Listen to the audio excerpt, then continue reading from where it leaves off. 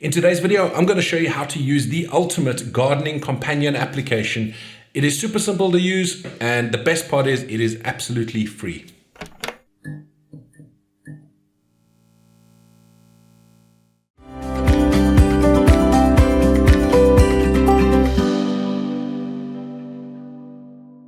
What if we want to add seed trays or seeds that we're planting? Now, this is the really cool part. This is the part that's going to make life so much easier for you. Let's have a look at the seed trays. This is where you'll be planning out your seeds for the season. Now, whether you're growing random vegetables, maybe some cabbages or chilies like myself, you're going to have multiple seed trays. So we've got a small seed tray here. We have 4 columns by 3 rows, and that's going to be very easy to add in here. Now, you can do this on your mobile phone, but the screen size obviously is going to be the limiting factor, especially when you have larger seed trays. But you can do it on your phone, it's no problem at all. I prefer to do it on the laptop or even on a tablet. But seed trays, we can see we have none in here. We're going to add one, so add tray. And I'll try to make it pretty straightforward so it doesn't confuse people too much. But I've got an image here showing the seed tray, 6 columns by 4 rows. So if we did have one that size, that's what we'd put in here. Now, I mentioned in the last video that I use colored tape. This is the tape I actually use, and this is what I'm going to be using this season. But let's grab some tape here. Let's do a green one.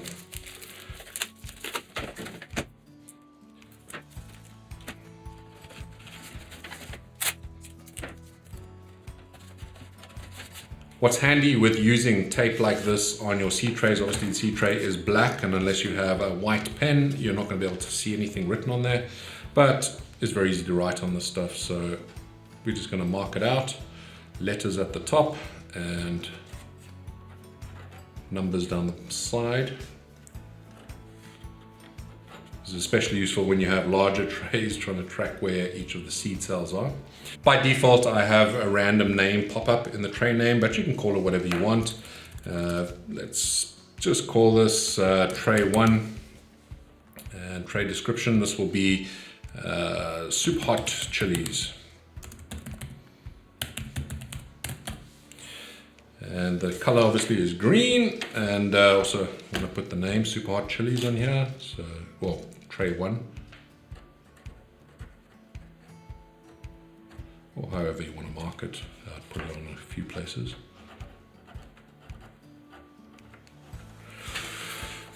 And the color is green, so we'll just change that over here. Being a bit pedantic here, but let's try and get it close. Number of columns, like I said, it's got 4 columns and 3 rows. So we'll type that in there, 4 columns, 3 rows. And we're gonna make this private for now, but again, you can choose to make it private or public. And there we have it. Our first tray has been created. Tray number 1, very original.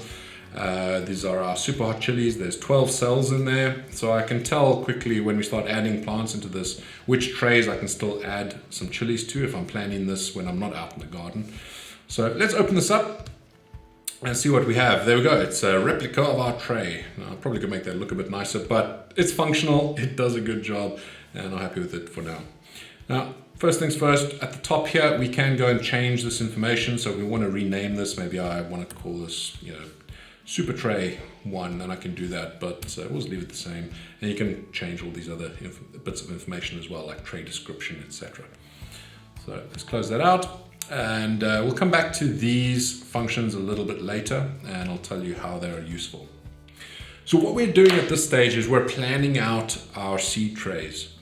Now this one, it's my super hots, and I know that I want to grow 4 Carolina Reapers, and I want to grow 4 7-pot primos, and I want to grow 2 Arugulas and 2 Scotch bonnets. So let's do that. First things first, we can go in here, click on plus. This takes us to a screen that is familiar to us. This is what we used earlier to add our existing plant, but there's a few little differences here. We still have our recently added, and this will be useful when you're adding multiple plants of the same type. But I've also got some other features in here to make that even easier. So here we go again, select genus, by default it's going capsicum. So we're going to choose that. What you'll notice is there's no plant ID here. It's only the seed tray. So we know that we're doing this for seed tray 1. We're not going to be choosing a plant ID because it doesn't have a plant ID yet. Until the seeds have germinated and actually turn into plants, there's no point, giving it any sort of identification like that. So we can do here the same thing we did before. We can look at location. Now, because we used first floor landing before, it's going to be part of that drop down, and I can select that if I want, but I know this is actually going to be in my greenhouse. So I'll say greenhouse number 1. Now, this isn't too important right now. It's up to you if you want to do this. Location probably means more later on when you do pot up. But if you know that all your super hots or everything from tray 1 is going to go into a specific location, then you can add that in there. Category, this is important. If we add super hots, well, before we do that, you can see if we click into this field, it does show you the previous category we added, category 1. But this is part of my super hots category, so I'm going to put that in there. Date planted, you can change it here if you want, that's up to you, but I'll show you a better way to do that a little bit later. If you are planting today, then obviously you can use today's date. Plant name variety, we've said we're going to be doing Carolina Reaper, that should be in our system. So let's have a look, Carolina Reaper verified, we've got Carolina Reaper chocolate and Carolina Reaper yellow as well, but we're just going to use the plain one, so we've got that there. Seed source, we'll say we've got it from the ChilliChump seed store. And grow method, we're going to be doing this in soil, and we're not going to put any details. So submit that, takes us back to our tray, and we can see there's the Carolina Reaper. It's one of my super hots, and we've got a seed in there. Now there's a couple of ways that we can continue. If I want to carry on putting some Carolina Reapers across the top there, I can go and click plus again, and we've got the Carolina Reaper on the side here. It'll automatically populate all this information over here, and then submit, and it'll add it. That's fine. But there's a better way, and this is actually a feature that I added recently. Now you'll notice some icons popped up over here. If this whole tray was going to be Carolina Reaper, I could click on that and it'll automatically populate all of these cells with Carolina Reaper. Or if I use these arrows, I can see that as long as it's at the top there with nothing down below, then it will allow you to use that where it will populate everything in that row. So it needs to be on either the top row or it needs to be on the left side. So let's do this. We want to put 4 Carolina Reapers. So we're going to click on that and there we go. Now it's populated those. Now you'll notice that each of these have popped up at the top here with these arrows pointing down because there is a chili in the top row. What I'm going to do though, we'll show you how that will disappear, because I could populate down there with Carolina Reaper, but I don't want to. I want to add 7-pot Primo, so I click on that. Now I know that it's the same family, it's going to go to the same location, so I'm going to use Carolina Reaper there, but I'm just going to rename it here. This means I don't have to fill in all that other information. Makes it nice and easy. So if we go in, we click 7-pot, and I could type the whole thing if I want, but there it is, 7-pot Primo. And I can put some details in there if I want, but I'm going to click submit. So just to go through that again, because I went through it quite quickly. When I went in here, I used one of the recently added. I know that the Carolina Reaper is in the same species as the 7-pot Primo. They both are super hots, and they're both going to end up in the same location, and they're both in the same category, and they're both planted on the same dates and all that other information. So I could just click on that and then just rename it over there, and there we go. It saves me some time. When I click submit, then we have a 7-pot Primo down here. It's one of the super hots. And we'll notice that that no longer has a down arrow over there because there's a second seed over there. So it can't populate down there. But I can populate across. So we're going to do just that. Click on that. And there we go.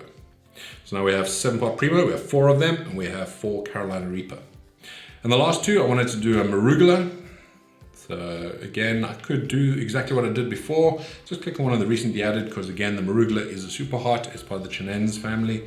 So we'll go in here and we'll look for Arugula. There we go. And we're going to submit that. Very quick. Hopefully this whole process is very quick, especially with these auto-populate for the different areas. That should make things quite simple for you. Now, the Arugula, I said I only wanted 2 of them, so we're going to click on that, and we'll do the Arugula again, and submit. Very quick process. We now have 2 Arugulas. I want to add a Scotch bonnet, which again is a Chinense. So I'll just click Arugula and change this to Scotch bonnet. There we go. And submit. And we'll do the last one as well. So you can see we filled up a tray very, very quickly, which it should be quite a seamless process. It should be fun, to be honest. This should be a little bit of fun for you. I have some big trays that I need to be populating, and I will do that soon on video, but it's just the whole process is nice and easy. Now, what is really great with this, and the way I've built this out, is obviously to help myself, and in effect, if it's going to help me, then hopefully it helps you guys as well. I've now planned out my tray. I'm not planting my seeds today because it's too early, and I'm going to be doing that in 2 weeks' time. However, you would have noticed that I've said that these plants have all been planted today, 28th of December. What I can do is on the day that I actually plant these seeds, that I actually put them physically into this tray with soil, I can go up here to this icon of the calendar and you can change your planted date. So we'll change that. Obviously, I've got that now set at 28. Let's say I'm going to plant all my plants on the 15th of January, set the planted date. That has now set that date for all of these plants. So when it comes a little bit later where I'm going to start showing germination rates, things like that, then those dates are all going to be quite accurate. But to show the germination, let's jump back a little bit. Let's change the date. Let's go into the past and change this planted date. Let's make it the 1st of December. Set the planted date. What you can see now is because it's 27 days since the 1st of December, it's showing how long those seeds have been in the seed form. 27 days for each of these. Now that helps you just give an indication like why aren't they germinating? Oh, it's only been 10 days. So yeah, we've got a bit of time, but 27 days, it's looking a bit dodgy. You can at least make an informed decision about this. When you do see germination, so we'll see that cell A1 has got a little seedling pop up. On that day, we go in, we click on the seed. Are you sure you want to mark this as germinated? Yes. Now, this is just a prompt. You can disable that prompt if you want in my profile. I showed you that earlier on. It's one of the preferences to make things go a bit quicker for you, but I haven't disabled it. So, are you sure you want to mark this as germinated? Yes. That now is germinated. We can see there December 28th, 2021. I can tap on that and it says how long did it take for this to germinate. Now obviously these are all going to germinate in different times, different days, but we can see there 27 days for this to germinate and I can see that information. Let's germinate a few more. 7-pot Primo, that's germinated as well. And let's say the 7-pot Primo on that side as well. So now we've got 3, we've color coded them, so when you have got a bigger tray you can quickly identify which ones have actually come up and you can get some ideas of this. What's really nice is if we go back to the list of trays and we pull up seed statistics, we can see some information here. So number 1, we have tray number 1. This is ID 396. This is within our platform, just internal ID. I should probably take that out. But tray name, this is your tray, tray 1. We have 12 seeds in there. 3 have germinated and average days to germinate is 27. This is hugely helpful if you're trying to see the difference in performance between various heat levels maybe for your trays that you're germinating plants at, or maybe different lights that you're using, different humidity levels. This is going to come in handy. If you have 5 trays and they're in 5 different environments, you can go in and you can see some pretty cool stats around that. On the right hand side, we can see that there are various plant varieties, which ones are performing. I am going to add some other stats in here as well. But we can see there we've got the Scotch bonnet, we have 2 seeds there, we have Arugula, 2 seeds, Carolina Reaper has 4 seeds with 1 germinated, and the average day to germinate was 27. That's quite helpful for us to see. Obviously this was more real data. 7-pot Primo again, 4 and 2, and we can see the total number of seeds, 12, and germinated 3. This also helps you just get an idea of how many plants have actually germinated. You don't plant the same amount of seeds that you want to grow on for the rest of your season. You always plant a few more. And it's good to get a tally or a count on how many have successfully germinated so that you know how many plants you're going to have for the season. One more area we have done here is categories. Obviously, we only added super hots, and there's 12 seeds for the super hots. But if we had the other ones like sweet varieties or for looks or anything like that, then those categories will all show up here with, again, how many seeds planted, how many have germinated. I've also added in a couple graphs that will be useful or more useful when there is more information in here. But at the moment, we can see our tray 1, there's 12 that have been planted and 1 germinated. If you have multiple trays, you can get a quick visual of what's going on there. So let's close that one out. We can see here as well, average germination by tray, 27 days. But again, you can get a quick visual with these bar graphs. This is terrible when you only have one bar graph. But when there's multiple bars that are going to be on this bar graph, you'll be able to see a good visual representation of that information. And then there's one more down here for categories. It'll show you by category